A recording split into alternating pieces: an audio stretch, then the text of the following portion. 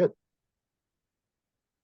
So, Grant, that's so exciting for me to talk to you. It's been a while, and you don't know, like, I've been wanting to do something for the longest time because I find that our journeys together, you're the closest to my philosophy of field research, and you know that I do field research. And then graduation day to consciousness, because you finally get there. I mean, you do all this data, you did presidential data, you did data, all kinds of data. And then at the end, what happens, you kind of go, okay, I got all this data. Where does this all go? And what's so exciting is that Grant and I came from, he did UFO press archives and libraries, and I did field work and in Italy and in South America. Now I'm on my way to Japan. So we both came together in a road called consciousness. Can other people speak themselves, please, until the very end when we can ask questions? Because otherwise we hear you, we hear the background and all that. Great, wonderful. So I'm kind of killing time till everybody gets on, but thank you and welcome. And do you agree that we both came to the consciousness room in our careers?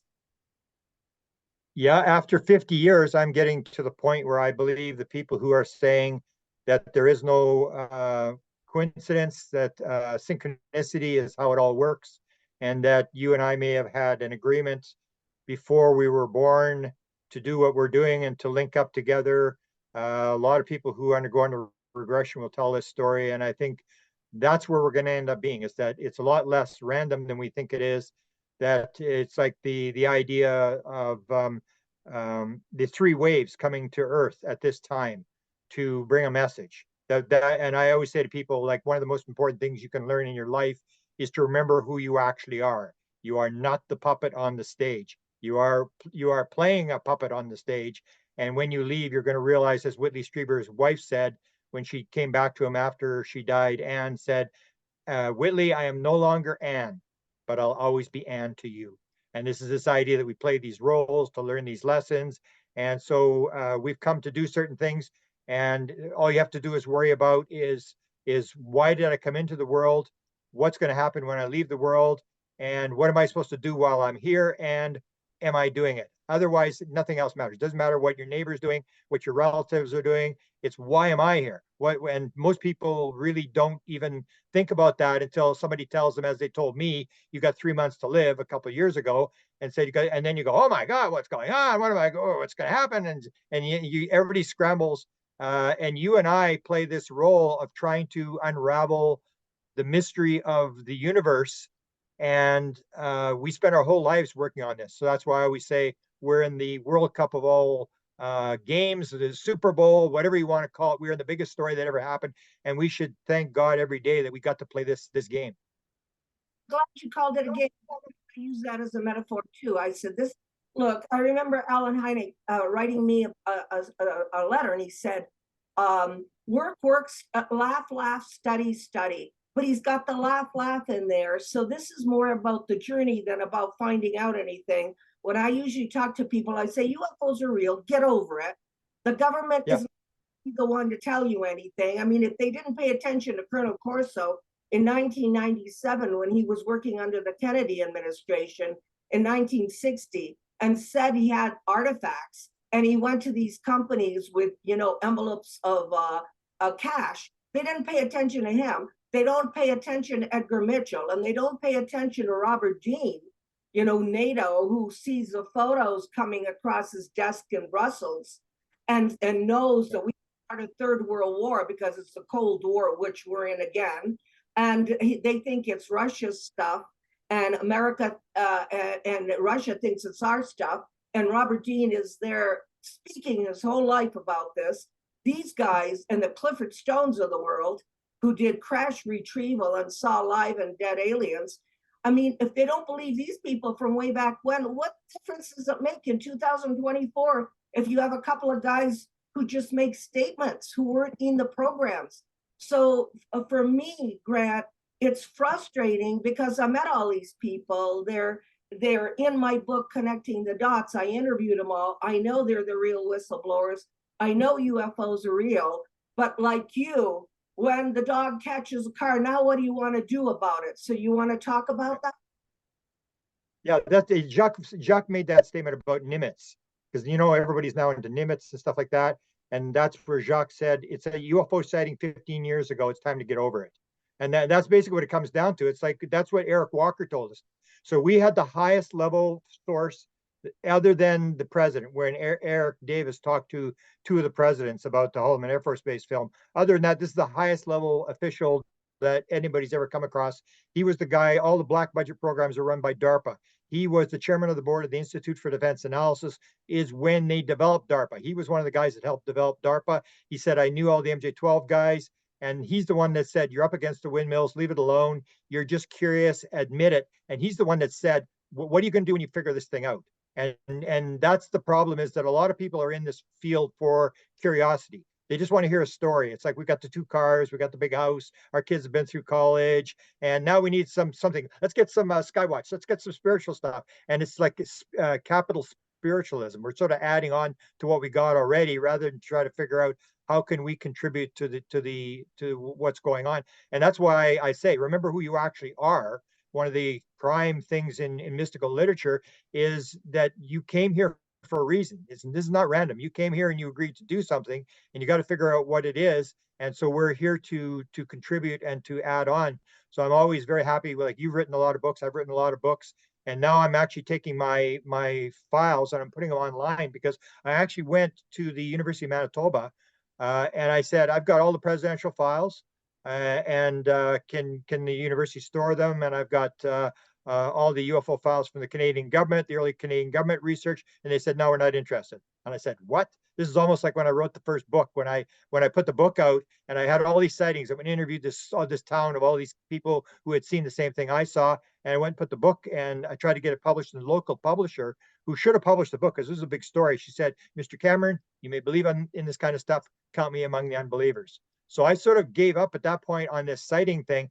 And so to me, it's like, I take my files now, I put them online to one spot where anybody can, with a click of a mouse, can go there and look at whatever they want. And I'm destroying the files as I go along. And so to me, it's like, I've had this adventure, and I've learned some stuff. I've gotten some messages from whoever is behind this, the intelligence behind this. And to me, the thing is to put it online, to put it so other people can access it, even though most people probably won't do it. Like, your files are going to Rice University. And I always say to people, how many people are going to go to Rice University? You'll go, I might go, nobody else is going to go. I even made a podcast one just recently talking about this, where I looked up the attention span. So the attention span of a 2-year-old is between 4 and 6 minutes. The attention span of somebody on the internet now, look it up, it's 8.25 seconds. You can see people scrolling through Facebook, and they're scrolling, and they stop, and then they scroll. And that's what's happening. It's going so fast that people really aren't really doing any research. They're sort of looking for something to entertain themselves, and they're missing stuff. I even posted today. I posted a thing. You can see it on my Facebook and on my Twitter account. As you know, I was one of the people who did the Hell Put Off, and Eric Davis and all these people were coming to me back around the turn of the century, and they wanted to know, what did I know about the Holloman Air Force Base film? And the Holloman Air Force Base film is this story that Hal Put Off was trying to find the video that they filmed. This is the Close Encounters of the Third Kind. This is where Close Encounters came from. This is the landing at Holloman Air Force Base, where they're waiting for the craft to land. There's 3 crafts, two leave, the one lands, the beings come out, they hide the craft in a hangar. And Bob Emenegger had the film, and they did the documentary. And at the very last minute, they pulled the film and said, it's the Vietnam War, we can't release this film. And they gave them 8 seconds of the film the film to put in. So I put it up, and then suddenly some guy comes out, and I was on an X Space podcast the other night, and they said, oh, ask Grant about the thing. This thing's been exposed. It was an F4. And the guy slam dunked. It was absolutely an F4. And I said, well, I've heard the story. So I actually went today and I looked it up. And so I went and looked up this guy, 147,000 hits on this video about the fact that this was an F4. It was a fake. that Emenager or whoever put this in the documentary, 8 seconds. I looked at it. Then I went to the actual documentary. I took the 8 seconds out of there, and guess what? It's not even the same film. Nobody out of 147,000 people bothered to check. They just said, "Oh man, this guy, it's a hoax," and just go on to the next story. And that's the problem we have, is that you may be doing the research, I may be doing the research, but most people, that's what Eric Walker said to us. He said, it basically said, you have no need to know.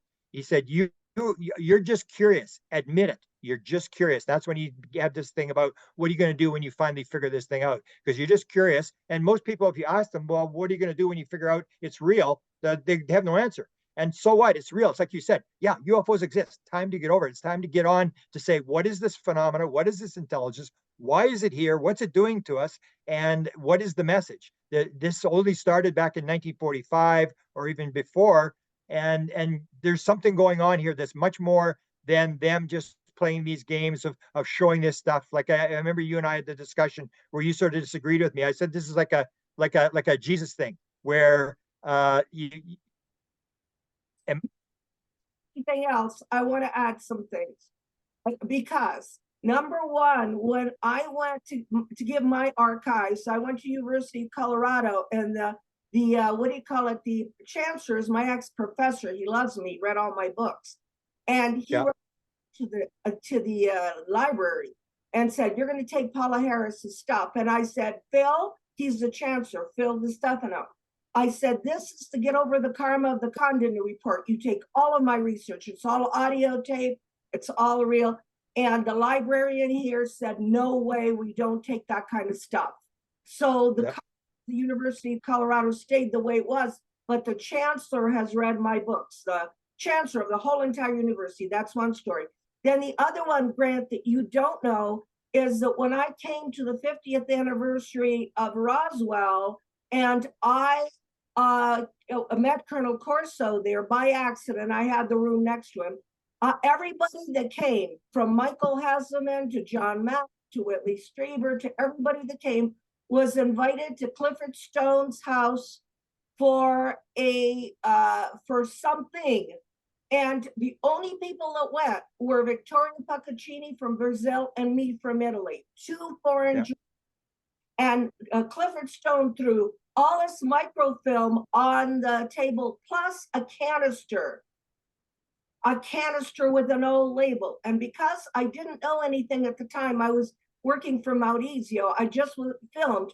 I filmed the whole table with all the microfilm and the canister. And Maurizio called me long distance and he said, "Paula, that was the Holloman film. Why didn't you ask to see it?" So I didn't I did the film. I didn't know anything at that time. I was just doing a job. So I called Clifford later, and Clifford said this, you'll be interested in this, Grant. He said the CIA intelligence community gave him the film, but said researchers were so interested in their own fans and their own stuff that they would not come over his house. And if they did come over his house, to show them the first 8, I think you said it was 8 seconds or 8 minutes, but it was 8. Yeah. He said, show it to them.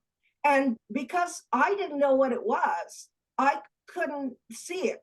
But I said, why didn't you tell me so I could see it? And he said, the deal was, we're going to give you the film.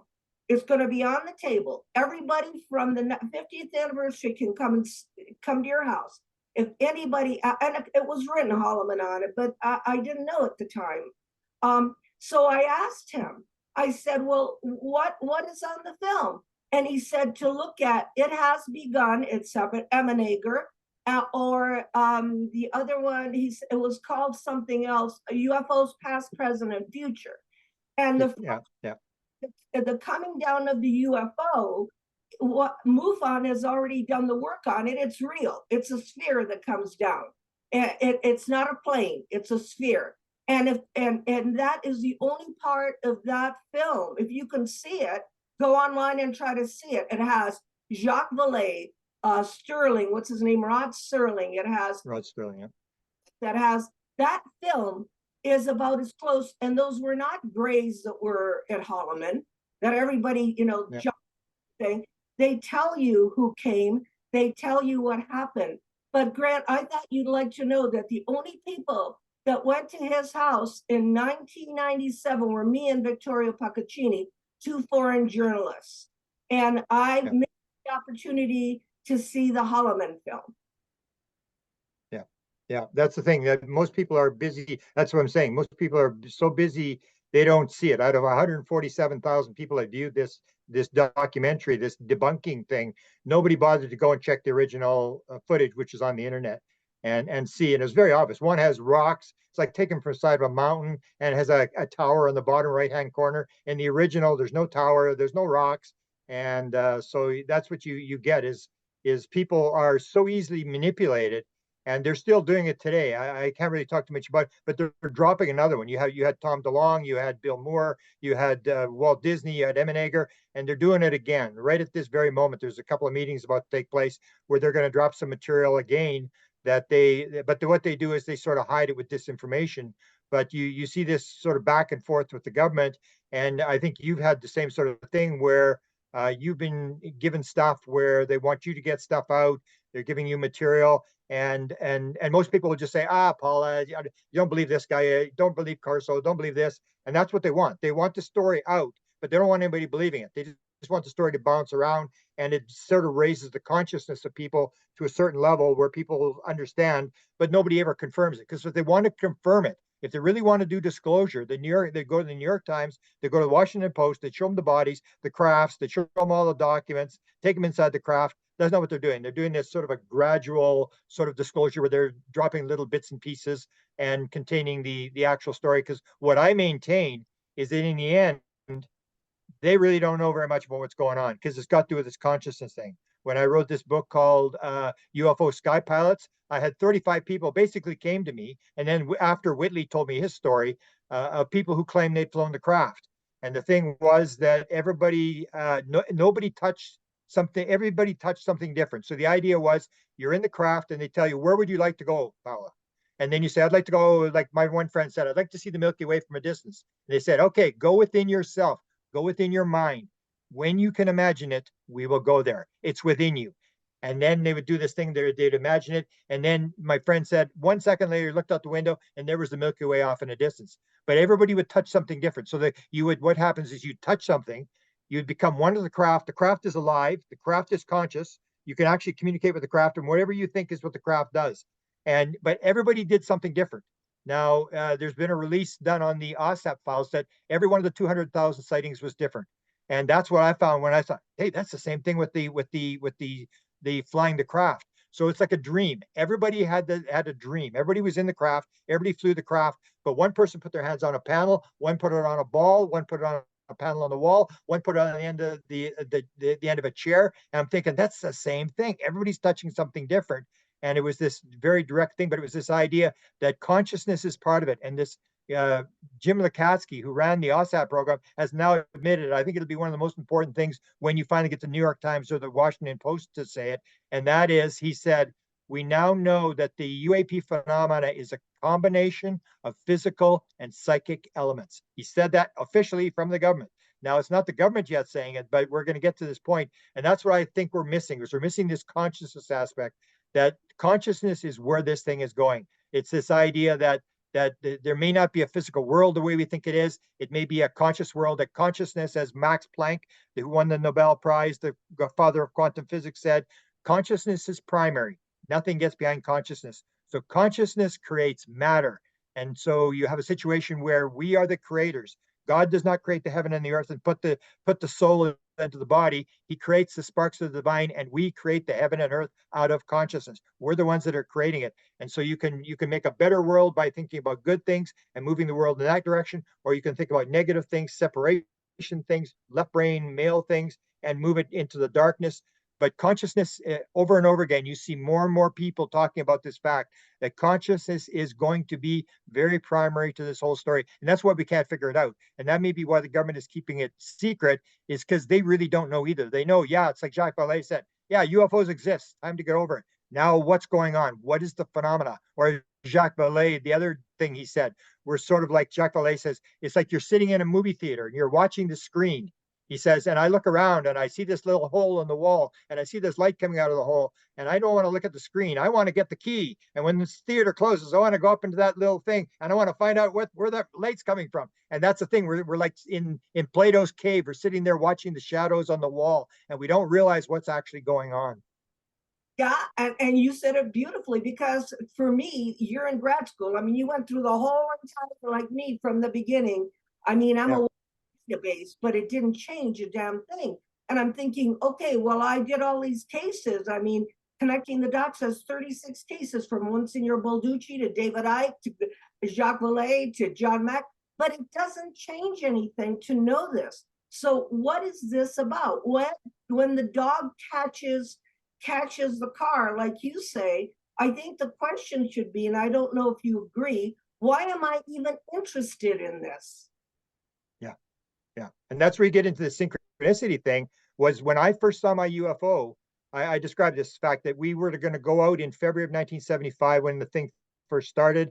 And then we didn't go because I didn't really think about UFOs. I wasn't really interested. It was just a big story in our city. And then when we finally went out there 3 months later, they had caught this thing jumping off the ground. They had, like the Nimitz, they have the one going from 80,000 feet down to sea level. Well, in 1975, in Jacques Vallée, if you look at UFOs That Has Begun, this is actually in UFOs That Has Begun. Jacques Vallée actually narrates the tape of the UFO that got me involved. And he talks about this sighting in Carmen, Manitoba. It's on the ground. They're 8.25 miles away with a camera. There's somebody right close to the craft, and I guess they scare it, and the thing jumps up in the air, and they're looking around. It's disappeared, and it actually jumped, and it jumped from ground level to 5,000 feet in 3 frames of film. In 1/8 of a second, it jumped 5,000 feet in the air. And the guy at the other end in the camera, and he wasn't even a cameraman, he was a film editor, because the TV studio had said, nobody's going out and do this stupid UFO. We're not paying any more stupid overtime for you stupid people. You want to go and look at this? You can go on your own time. So these reporters were so fascinated because they'd almost got it on film. They went out themselves and they took this film editor to do the filming. So he's got one of these big cameras from the 1970s. He's on this road looking down this thing, and he says, they almost got it last night. He said, this time we got to get something on the film because we got to get something. And he could see it was on the ground. It was glowing up and it was glowing back down. It would glow up. He said, next time it glows up, I'm going to shoot. And it was almost like the UFO said, you ready? Get ready. And as the thing glowed up, he pushed the trigger and the thing jumped up 5,000 feet in the air in 1/8 of a second. And then it went across the sky and he filmed it. And they took the film in and it became viral. NBC picked it up. J. Allen Hynek came and got 2 copies. And we don't know where those copies went, but J. Allen Hynek came to Winnipeg. He got 2 copies and he said it was the best nocturnal film the film he'd ever seen in his life. And then when I was doing the interview with the guy that took the film, because I'm trying to get a copy. And he said, no, I can't give you a copy because every time I give copies to people, these things disappear. And he had left the studio. He actually took it with him because they didn't pay him for it. So he said, I own the film. He took it with him when he left the studio. And so I'm talking to him. And then he said, I was looking in the viewfinder and as I was pushed the trigger, this thing jumped. And I'm thinking to myself, hey, that didn't happen by accident. There's no way that happened by accident. And I'm thinking, I wonder if they needed me to go out because if it had not been for that film. And Jacques Vallée narrates this film on UFOs. It Has Begun. I never would have gone. It was because that film, they played it over and over and they slowed it down frame by frame on the TV. And I go, wow, let's go. Come on, let's go see what's going on. And then we went out there. And the first night I said it was like buying the lottery ticket. You buy the lottery ticket, there's a chance you're going to win, but you're not going to win nothing. Nah, I'm not going to see nothing. And we went and we drove around for an hour. We didn't see anything. And then my friend said, we'll go back into town one more time. If we don't see anything, let's go home. I said, good. It's been a total waste of time. We turn, we go back, and this thing, as if it needed me to see it. There was no doubt. It wasn't like a light in the sky. It flew right in front of the car. It was like, he's never going to question UFOs again. Because we're right in front of the car, and I went, oh my, I couldn't believe it. It's just like there are it's like there's miracles. There's no miracles since the Bible. This is the first miracle. I couldn't believe that this is actually happening. And then it flew off, and then I dragged all my friends out 2 nights later, and they all said, about an hour in, they said, oh, we're going back to Winnipeg for pizza. I said, no, you gotta see this. This is the most amazing thing you ever seen in your life. They said, no, we're hungry. We're going back for Winnipeg for pizza. And all my friends and relatives took off, and we were sitting there. And the second night, it flew right at me the second night, and then it made this turn, and it sort of went back where it came from. And it was until years later, I suddenly said to myself, why did it come at me and then go back where it came from? Why didn't it just go from here to there? Why did it make this loop towards me, come right in towards me, very low on the ground? And then because it wanted me, and as it was flying away, that's when I had this whole thing where I said, what's it doing? It's not doing anything. It's just flying along. It's not doing anything. And that's when it was this bottom line mystery is, yeah, UFOs are real, but what is going on? And that's why I went to the whole thing. I went to the Canadian government. I went to the CIA. I went to the president. I'm trying to find somebody's got to know what's going on here. Somebody has to have the answer. And that's why I watch people like Jacques Vallée and Hal Puthoff. And people will say, oh, they don't believe this Avery thing. I said, you can say whatever you want about Jacques Vallée and Hal Puthoff or whatever, and believe them, disbelieve them, hate them, whatever. Listen carefully. These guys know stuff that you and I don't know. They've been the same. They're the same as you and I. They just have security clearances, and they're just as interested in you and I as to try to figure out what this is. So I say, you listen very carefully. From time to time, they will say something, and you'll go, "Oh, wow, I didn't know that." And that's the whole deal. So that was my whole mystery, was to get the answer to not so much UFOs, because when I saw it, there was no doubt in my mind what was going on when I saw it. But it was the whole thing. It was like, so what's it doing? Like, why is it here? And why did I see it? And then it was the whole idea where I don't think it was accident. I think they wanted me to go out there. They wanted me to tell the story, because all my friends that were with me, there's 2 in the car the first night. There was 8 people the second night, and none of those people did anything. I was the one that fell off the edge of the earth, the same as you. And I was the one that just got obsessed with this thing. And it was meant for me to do this. There's no doubt in my mind. And as you go along, as you get into it, you suddenly realize you're getting direction, you're getting instruction. I got the famous download in 2012 where I'm watching Colin Andrews lecture about crop circles and consciousness. And I said in 2012, February 26th, when that happened, I couldn't have spelled consciousness, and I couldn't have cared less. I had no interest. I thought the president had the answer, and it was suddenly it came in my mind. And it's like when somebody says to you, like, who was your first boyfriend? And it pops into your head and you say, well, is that real? You go, no, I know it's real. And it was that thing. It was that it comes with a certain feeling, and you know this is the answer. Don't tell me I did. And that's what happened. It was this consciousness thing. And that's when I went, sort of gave up on the sightings. I said, this doesn't matter. It doesn't matter if the president knows. Who cares? The president knows, the president doesn't know. It doesn't mean anything. It's what's really going on here. And I became sort of obsessed. And I remember Jerry Pippin, who probably interviewed you, Jerry Pippin back in the day. He was a famous interviewer. And that's when he said, I can't believe you've done this, Grant. I can't believe you did this. You were the president guy. You had the president files, and you went from the presidents to this woo stuff. And I said, well, Jerry, I didn't actually sort of go there. I kind of got teleported there. I didn't really have any choice to go there. And it was just so overwhelming. And I think that's where you and I have been on this route. But a lot of, as you know, if you can go to Consciousness Life Expo in San Francisco or in LA, there's thousands of people there. And if you go to a lecture where you're giving a consciousness lecture, there's 35 people, and you got somebody across the hall who claims they were living with the aliens or whatever. There's 600 people at $100 a ticket, and there's 100 people in the hall with tickets that they can't get in the room, and they're furious they can't get in. People aren't ready for consciousness yet, but you and I are sort of on the leading edge, and that's where I say, because I've got the publishing where we try to help people publish their stories. It's all connected, is what it's called.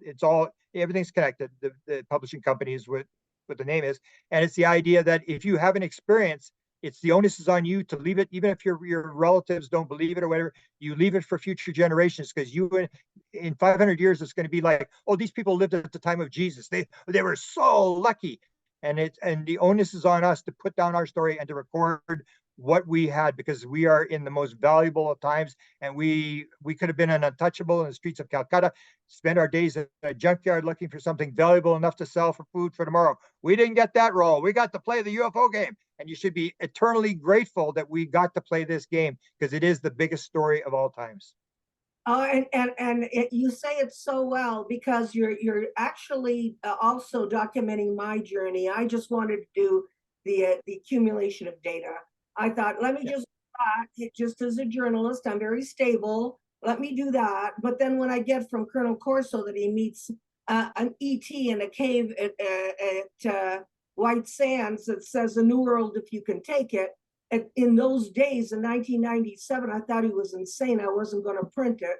I thought, no, just give me the real stuff that people can accept. Like, give me what you did for Kennedy under the Kennedy administrations under Trudeau. Don't give me contact. So I had to be dragged into that. And then I end up in the Atacama Desert in Chile. And here's Rob Freeman trying to capture the ultimate UFO, as if that's going to be the proof. And then I get this message, come down into the valley, and I go down with 3 people, and there's where the contact is because you're being called, and all the trees lit up. This is in the Atacama Desert in Chile. All the trees lit up, and I got the feeling of you're being invited.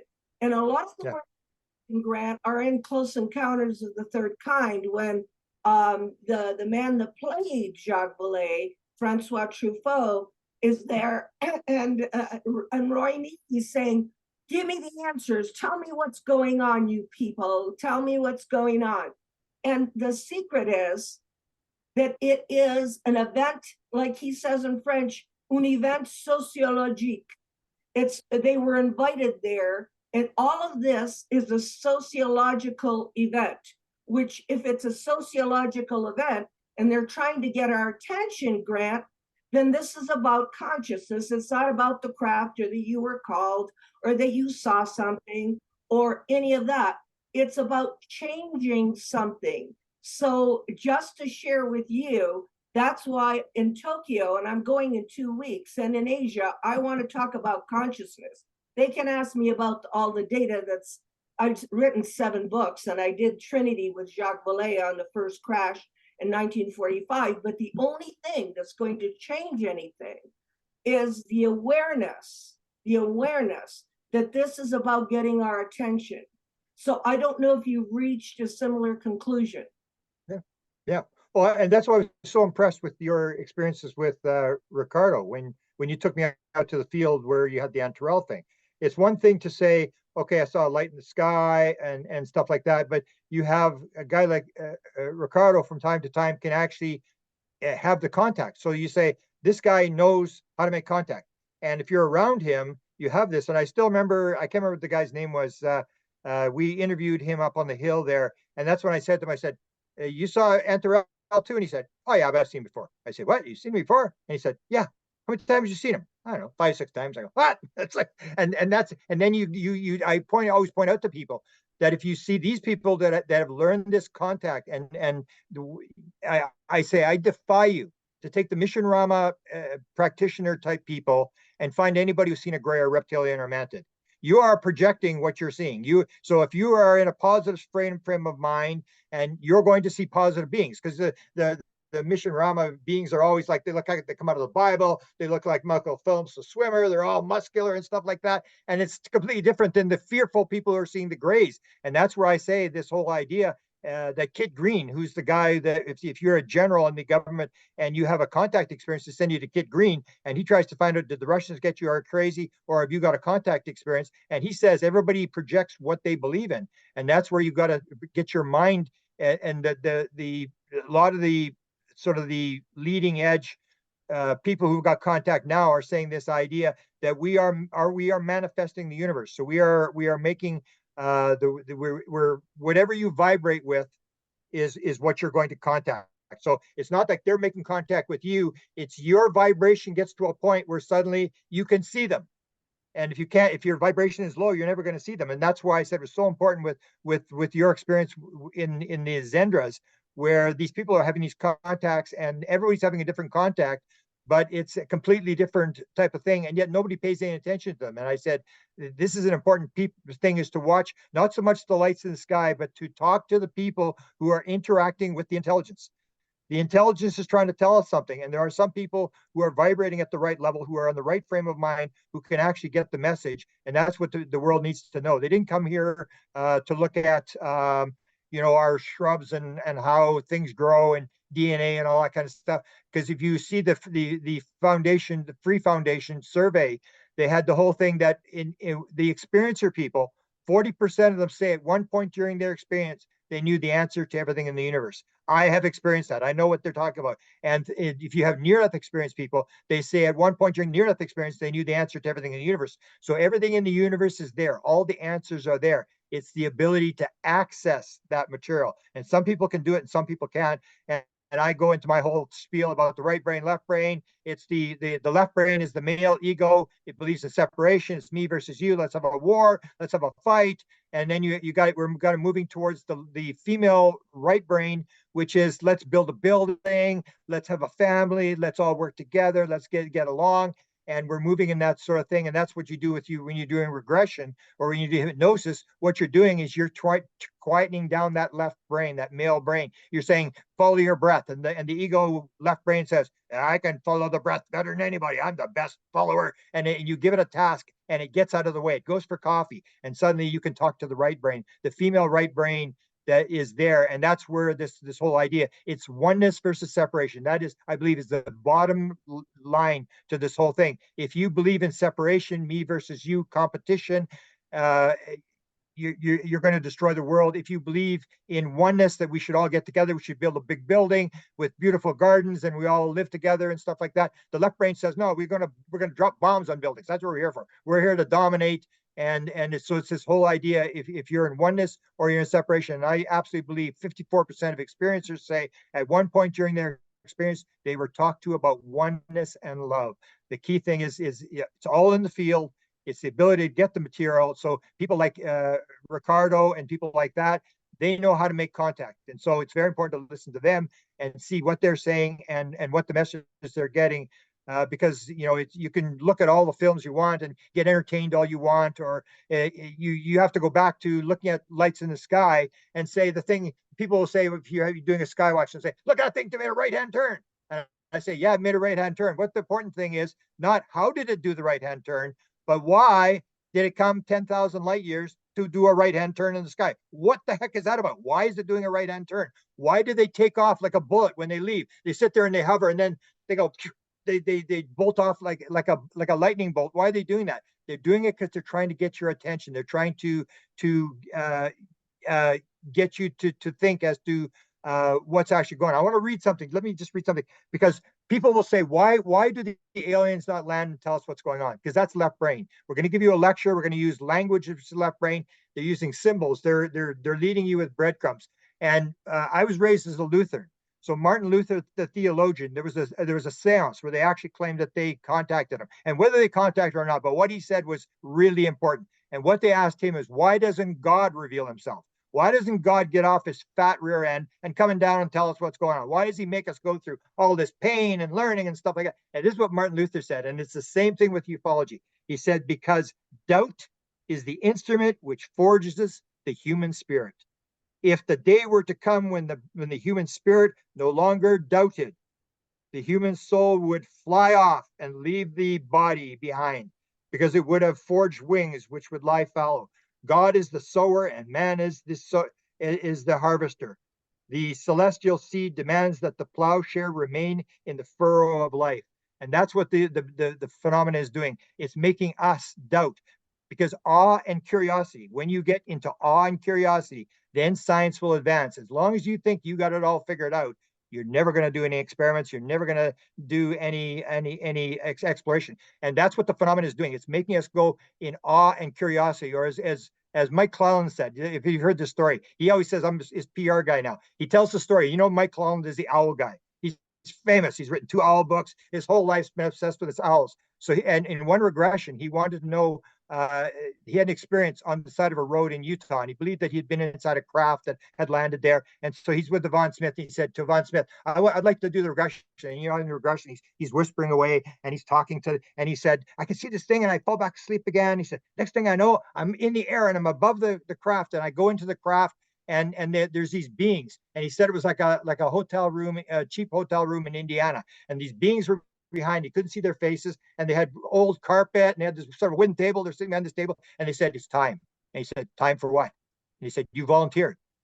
And he said, I volunteered for what? And then suddenly it came into his mind. He said, you never told me it was going to be like this. You never told me it was going to be this much pain. And he's all upset, and he's yelling, swearing away. And then he said it was like they put a pin in a balloon, and he just sort of calmed down. He just sort of calmed down. And then he had said to Yvonne Smith, when I'm under, can you ask me, why am I obsessed with owls? So he calms down. He's just sitting there very quietly under regression. And then she says, so Mike, what's with the owls? Why are you obsessed with owls? And he starts channeling. He goes from this little whispering voice to channeling. He says, The owls are not important. The owls don't mean anything. The owls are just a symbol. The owls are a symbol that's on the door. It's the door that's important. You see the symbol on the door, you walk down the hall, you see the symbol, and you say, hey, I wonder what's behind the door. And you open the door, and there's this vast unexplored universe. And that's what the UFO is doing. It's a symbol on a door. It gets you to go, and you open the door, and you go, oh my goodness, I didn't know this was here. And then the next door, and the next door, and the next door. And it's just leading us from door to door. It's this awe and curiosity that makes us search and explore. And you get excited when you're exploring. And so we're doing this sort of exploration, and that's how they're leading us down the path. They're making us figure it out rather than coming down and giving us a lecture, because that's what we do. We come into a country and we say, we're here to bring you freedom, democracy, Jesus, and McDonald's. And then they start pointing guns and say, get the heck out of here. What do you think you are? Leave us alone. And that's, so they don't do that. It's this non-intervention that you're not allowed to intervene. They're getting us to figure it out, and they do it through awe and curiosity. They make you wonder, what is going on? And like you and I, you spend your whole life and you don't care. Your family probably isn't interested. My family isn't interested. They could care less, but you're obsessed. You cannot get out of the rabbit hole. And that's what they're able to do to help us to unravel this for the world, because they can't come in and do it. So you and I have volunteered to come in to the world, to be human beings, to help raise the consciousness, because you can't come from the outside and do it from the outside. You need your people inside to do it from the inside. And that's what we are. I think we're volunteers that are part of a program that is here at this time to stop us from blowing up the world, or to realize we're not alone, and that consciousness is the primary thing in the universe. Wow, you hit it right on the head. You know, I don't talk about the Shasta thing very often, but you need to know, I went back to Shasta with a friend this year, and the tree where Antarel was standing has been hit by lightning. Okay. Wow. Yeah. So I touched the tree, and because he wasn't there, naturally, it's not aliens. Yeah. They don't come when you want them to. So I touched the tree, and the tree said to me, go your own way. And my friend touched the tree, and it said, SOS, be careful. We came home, and I have a brand new apartment. All the smoke alarms went off, and brand new alarms in every room. And in my friend's house, brand new house, he replaced the smoke alarms twice. The battery, they all went off. And then my smoke alarm is hitched to my electricity. So I turned the electricity off, and the smoke alarm was still going off, beeping. I cut $700 to replace my smoke alarms because we didn't get the message of SOS, whatever that was. You know, be careful, SOS. I think they're talking about the world situation. But the main message that I got was in my sleep, and it was, if you will lead, we will match your efforts. In other words, if attention will give you what you need. Because it's only, I think, about paying attention. I don't think it's about data anymore.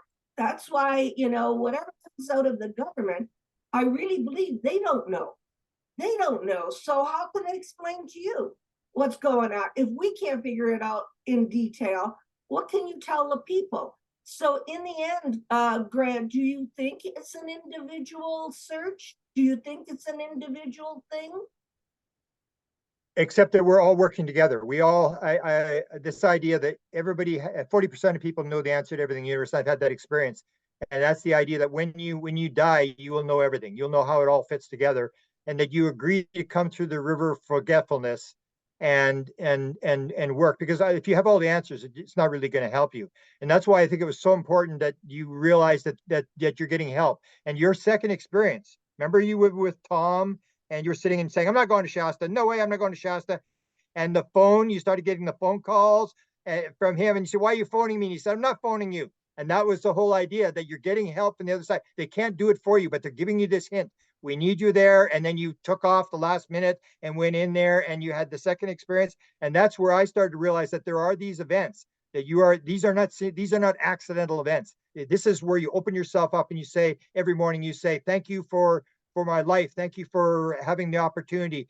Whatever I need to do, direct me. And then you sit quietly, turn off that left brain, because that's the whole deal, is the left brain creates the noise that blocks the signal. When you can shut the ego down, shut that left brain down, you can pick up the signal. And it's the idea to be quiet, to meditate, to pick up the signal that you and I believe are in important positions in terms of what we're doing, because we are being led. We have an important mission to fulfill, and I think we have worked together on different things, but I don't think this is random. When I saw my sighting and some of the stuff that's happened to me, I go like, there's no way these are random events. And when you see it, even if it is random events, if you take responsibility for your situation of what happens to you, then you're going to get ahead. As long as you and I see ourselves as victims, it's game over. You're never going to, psychologists will tell you, you cannot be cured if you believe yourself a victim. So that's the thing, is you see that whatever's happening to me, I may have had an agreement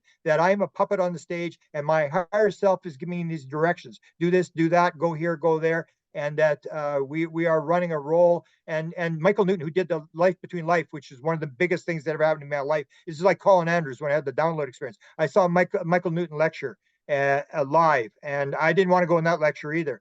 And he said that this idea, he had 7,000 people who he'd regressed.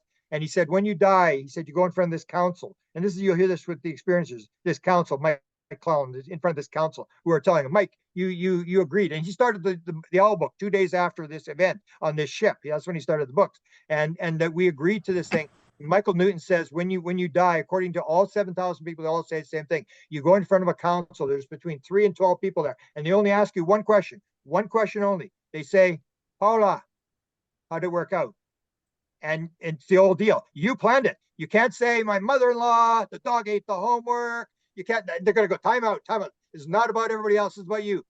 You agreed to do this. That's what they say to Mike Clown. You volunteered for this. And Mike said, you never told me it was going to be this depressing and lonely and stuff like that. And that's what we're doing. We have to, even if it's not right, we assume that we have come to do something, and then sit quietly and wait for the message, and you will get the message. And I think Ricardo will tell you that. Everybody will tell you that you will get direction, that the synchronicities will increase. And the more you follow your synchronicities, you live at this highest expectation with no reservation about how it's going to turn out. And you will move towards the direction you're supposed to go. So we have to sort of believe that it's not a random world. That's the thing that sort of throws everything off. People say it's a random world, it's meaningless, it's all this kind of stuff. And that's total nonsense. That's starting to go by the wayside. And what's going to happen is, as I said, people are going to say, when it becomes known that this is actually going on, the religious people are all going to go crazy. And I say, no, it's going to be the exact opposite. If you're a Roman Catholic, they say, yeah, we believe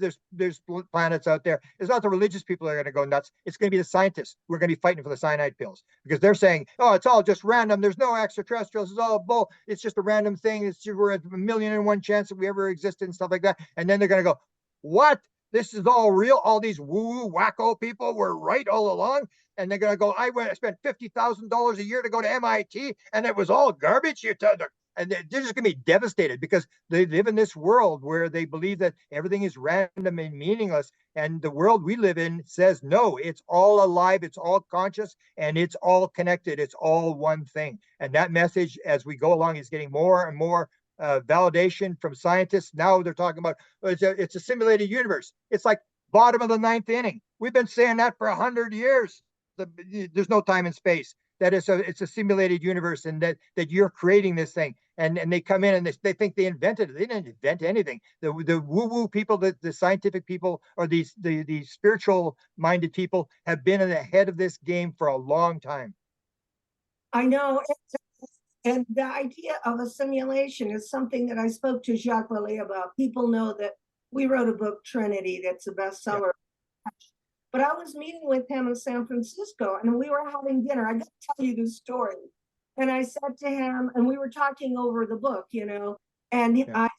And we got dessert that had a flower in it. And Jacques loved the picture. He took a picture of the flower, which was a little flower, and he said, this is eatable, so eat it. And I said, no, I don't want to eat the flower, but I kept the flower. And I said, when will I see you again? And he said, when the simulation puts us together. And I get in the Uber morning. When I get in the Uber the next morning, that flower is sitting on the leather seat of the Uber. This flower. But it's not a flower, because it's the flower. So I said to the Uber driver, I said, what is this flower here? You know, it was this, it was exactly the same color and everything. It was just sitting on the seat. And the Uber driver said, that's for you. So Wow. I'm going, what is a simulation? And who's the puppet master here? So my questions over the 40 years of research have become more sophisticated. Like, Yeah. puppet master, and what kind of game are we playing? And what kind of simulation is this? And I can't get the answer when I want it, the way I want it. I get the answer in a paranormal Yeah. situation, paranormal. So when I went to Shasta, you might be interested in my progression. My thoughts were that I needed to go to cultures that had a spiritual base. So that's why I switched all Yeah. my to China, Taiwan, Korea, and I'm speaking in Tokyo and in Kyoto in April. So I want to see if talking to like the Latin Americans that accept it. I mean, they say Yeah. space have been here forever. Like, get over it. Who cares? You know, big deal. I'm in a B&B in Peru, and we're under the mountain that Ricardo talks about, Huascaran, where the Apunians have their base. I go into the kitchen and I say to the woman who's got a black kerchief and she's making sandwiches, and I say to her, "Do you ever see the people that come out of the mountain?" And she goes, "Oh yes, they spoke to my children when they were 10 years old." I said, "People spoke to your children?" She continued making sandwiches. She didn't ask for a TV show. She didn't ask for a book. She didn't ask to be. Yeah. Continued making sandwiches. And I said, does your husband see them on the trail? And she said, yes, they're the Space Brothers. And I'm going, oh my God, you know, the answers are normal if we just get over it. And so I that to you, Grant, because the only way I could find that is to do field research, to go to Chile, to go. I was in Buenos Aires last year. So from South America, I in lecturing, I want to go to Asia. So I'm really curious what stories they're going to tell me. They're going to tell me that the UFOs in Fukushima took up all the radiation. Well, they're not obviously not on vacation if they're flying through the you know, the reactor in Fukushima. They're not come to go to Fukushima swimming. So I need these stories, and it's so important that you cover this. And before we have leave it open to questions, will you talk about your latest book? Talk to me about your latest book. Well, the one I'm doing just finished it was going to be called the Super Bowl, but then someone told me I'd probably get sued. So I'm calling it the big game. But what I look at is the crossovers. So what you'll get is people who work on orbs, and everything is the answer is all about orbs or Sasquatch or UFOs and I go to the idea that it's all one thing, and the idea that we got to quit parsing this thing. So what I do is I look at orbs. Orbs appear in seances. They appear in Sasquatch cases. They appear in UFO cases. And you see that all these crossovers, and it's all the same thing. It's just they're using different types of phenomena to gain our attention. So I go through all the paranormal phenomena, and I get the one that sort of inspired me was my Mormon friend Ron Johnson, who told me he had this being. And what you hear, like a lot of people will have one being that they deal with. And in fact, when I talk to people who've had contact, they say, "So what was the name of the person you were dealing with? The being you were dealing with?" And they'll say, "Oh, it's Da, or it's LB, or it's whatever." And then I start thinking, like, is this actually an entity, or is this a spirit guide pretending to be an entity? Because there's only one person that deals with the person. So Ron, his being, his name was LB, and LB takes him to the spirit world 3 times. The first time he takes him, it's sort of like a dark place. The second time he's with his mother. He can hear his mother, he can talk to his mother, but he can't see his mother. And in the third one, he says he's there, and he said it's as real as the real world. He's in his field with his mother, his dead mother, and he's talking to her, and LB leaves them alone. And he says, and I look over, and he says, here's this building, and it looks like a small Mormon temple in Utah. He named the town. Well, I can't remember the name of the town. Was this small building? And then he says, so she said, Ron, when you die, you're going to get a room in this building. and your father's got a room, and he said he could see it open like a portal, and he could see his father in this building. And so they go in the building, and he says, we went into the building. He said, Grant, it was the weirdest thing. He said it was like 10 or 100 times the size inside as it was outside. And then I'm thinking, hey, that's what the flying saucer, that's the people who flew the craft. That's what they said too. They went inside the craft, it was 30 feet on the outside, and the inside it was the size of a football stadium. And so I'm going, that's the same story. So is he inside a UFO, or is he inside a Mormon temple in the spirit world? And then she shows him these crystals. She says, Ron, you use these crystals coming out of this table. And she says, Ron, take a look at these crystals. And if you look at them in a three-dimensional way, you look at a certain angle, you can see your entire life.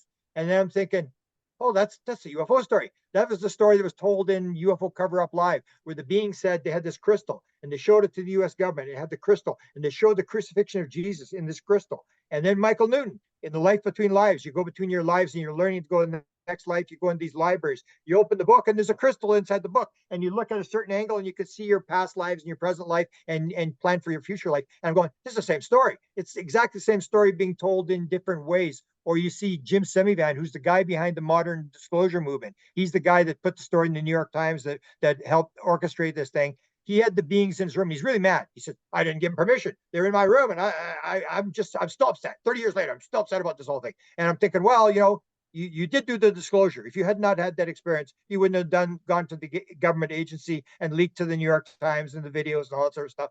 That was what that was about. And then they asked him, they said, Jim, was there any telepathy going on when the beings were in your bedroom? He said, that was the weirdest thing. He said, I was standing there and there's this being behind me, and it had this guardian type thing going on about it. And I'm thinking, guardian type thing? That's a spirit guide. And I said to the interviewer, I said, ask him, is it right shoulder or left shoulder? Which side is the being on? Because that's Michael Newton. When you go in front of this panel, you have your spirit guide and it stands behind you on the left side. And then I asked Whitley, I said, hey, Whitley, I get all these stories of people, they're on the craft, and there's somebody behind them, and they're not allowed to look, they're not allowed to turn around, and there's somebody directing them from behind. I said, Whitley, did you ever have that experience? He said, all the time. And then he said, I was ready. I was going to steal the craft. They wanted me. He was sitting at the panel board of the craft. And he says, I thought to myself, I'd like to steal this thing. And he said, somebody behind him started laughing, telepathically laughing. And that's the thing. You start seeing these crossovers between spirit world and UFOs and orbs and stuff like that. And when I put the book together, it basically says exactly what they said. It's all one thing. You got to quit parsing this. What we do is the universe, the God, everything you want to talk about, it's a verb. It's the Tao Te Ching, the smallest spiritual book in the world is the Chinese Tao Te Ching. And it says, the Tao that can be named is not the Tao. The name that can be named is not the eternal name. The Tao is the mother of 10,000 things. So what that says to me is it's a verb. It's all alive. It's all conscious. Everything's alive. Everything's conscious. And when you name it, so the Tao that can be named is not the Tao. What we do in science is we name everything. We change it from a verb to a noun. It's just these inanimate objects. There's galaxies, and then there's stars, and then there's planets, and then there's people, and then there's atoms. And we give everything a name, and we say it's inanimate, it doesn't mean anything. No, it's all a verb. The Tao that can be named is not the Tao. The Tao is all alive. It's all conscious. And that's I think the message that we're getting from these beings is that's how they can morph. That's how they can control this kind of stuff. And that's what they say to you when you're on the craft. These people are told, where do you want to go? Imagine it. It's within you. Or people who have out-of-body experience will say, you have to go within to go without, that you're actually going inside. Or if you take remote viewing, if you talk to Russell Targ, Russell Targ gives you a target. The person doesn't say, hang on, I'm flying there. I'll be there in a minute. They give them the target number 67342, and they go, I'm at the target. They're there instantaneously, which gives the idea that it may be within you, that everything is within, and you're going within yourself to the target. And the idea that now they're talking about this, the Nobel Prize in 2022 was given for spooky action at a distance. And that's this idea that you have a particle on one side of the universe, particle on the other side of the universe. You change the spin of the one, and if it's entangled, the other one will instantly change, which gives the indication there may not be any time and space. So then you got to go with the whole UFO thing. If there's no time and space, how big is the universe? It may just be a singularity in space, and there is no time and space. It's all within ourselves. And that's what the beings say to when people want to fly the ship. They say, go within yourself. As soon as you can imagine it, push the button. And people say instantaneously, they're on the other side of the universe. And that's where I say we're going into this world that you and I are on the leading edge, that science is way behind, the government's way behind, but the people who are having these experiences that are actually interacting with this intelligence, whatever it is, are giving us this message that it's a lot less physical than you think it is, and I will maintain it is 1,000 times more complex than people think it is. People think everything's solved. If we get the answer, say, "Oh, I want the answer," and you haven't got the answer to anything. If you even take just the example I use is the analogy. You take the simplest creature, live creature, is an amoeba, small single cell amoeba, and you say, "Oh, it's just an amoeba, no big deal." You got to realize an amoeba has 12 quadrillion atoms in it. That's 12 with 18 zeros after it. And it's like we got this idea, it's a thing. You put these 12 quadrillion atoms, you throw them into a bowl, and suddenly this amoeba pops out. They go into the three-dimensional places the right time, and we have in our body 3 billion base pairs. And amoeba has up to 670 billion base pairs. And those atoms will all go into the right position and recreate 670 billion base pairs without making a mistake. We say, "Oh, it's just accident." And what you get is the more you look at something, the more complex it gets, and the less we learn. And that's so there will never be an answer. There'll never be a disclosure answer because it just gets more complex and more complex. And it's this idea that everything you're looking at through perceptual reality is just like a desktop icon. You can never actually see reality itself. You're just looking at things that are symbolic towards reality, and it gets more complex as you go along, not just with UFOs, but with everything else. So there is no real answer. People who think the government has all the answers, I can assure you they do not have the answer. They're finding what I think everybody's finding, even the idea of the core story. We're interacting with something. We've got bodies, we've got crafts, and we haven't got a clue what's going on. And that's the whole thing that even Jim Semivan said. Just because you got bodies and crafts doesn't mean you know where it's coming from. It doesn't really mean that they're coming from Zeta Reticuli unless they have a driver's license from Zeta Reticuli or whatever. It's way more complex. And Jim Semivan said, he said, and he's got the briefing, and he said he knows what the legacy programs are. He said at one point, he said, I don't think it does not appear to be any there. That's quantum physics stuff. That means, like this thing's way out there. And he said, people say we just got to put the dots together. He said, I'm not sure there's any dots to put together. This is the guy that got the briefing, and that's what I'm saying. This thing is way more complex than people think it is. I remember when I started, the same with you. It was just simple sightings. There was no abductions. There was no light language. There was none of this kind of stuff. It was very simple. And then you get in. The more you look at it, the more complex it gets. More complex it gets. The wider it gets. The more you learn. And you have more and more questions than you have answers as you go along. So that's my interpretation. It's a verb. It's 1,000 times more complex. It's all connected. It's all alive, and it's one thing. And when the book comes out, I really want people to read it. I hope they read, because all of this is going to be in your book, as all the data did is in mine. And I'm going to stop the recording now. Thank you so much, Grant, and we'll open up for questions.